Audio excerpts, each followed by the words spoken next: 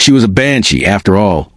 But I couldn't remember if she'd ever mentioned my family in her predictions. And the thing about banshee predictions? They always come true.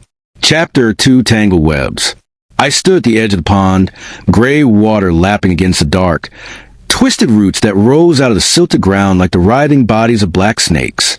All around me stood dark trees, their jagged, leafless branches cutting cracked shapes across the overcast skies.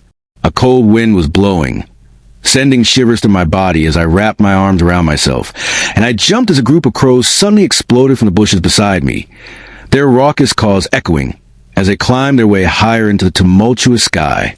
An eerie red glow traced the edge of the horizon, as though painted on by a blood-dipped finger.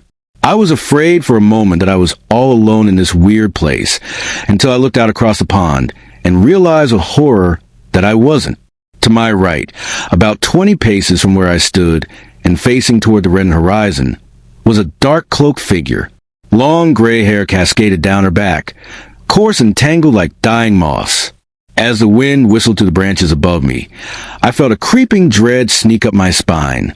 I took a step backwards, and the figure must have heard the slight squelch of my sneaker in the mud, as I saw her head turn slowly to face me.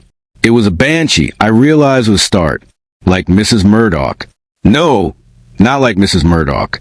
This one radiated something colder, something more ancient. This banshee stood tall and imposing, and her face was nearly as gray as her hair, cross-hatched with black lines, as though the shadows of the branches had embedded into the cracks of her skin. From her ashen face stared two yellow, pupilless eyes which glowed with an unearthly light. Though I knew her eyes were blind, she still seemed to see me. As she took a step forward, one gnarled hand raised toward me like a claw.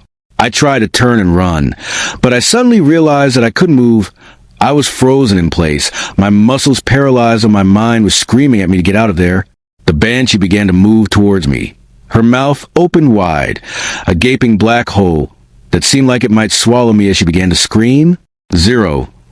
I shot up in bed as my alarm blared on my nightstand. I put a hand over my chest, trying to calm my pounding heart as the mist of the nightmare dissipated. Some banshee, I thought as I shut the screaming alarm off. Even though it was a weekend, that didn't mean I was going to sleep in. If there's one thing my dad and I have in common, it's that we like our routines. I stumbled downstairs, following the smell of fresh coffee and frying eggs. Dad was at the stove, flipping eggs in a frying pan. He hadn't bothered to get dressed yet, and was wearing his green flannel pajama pants and worn-out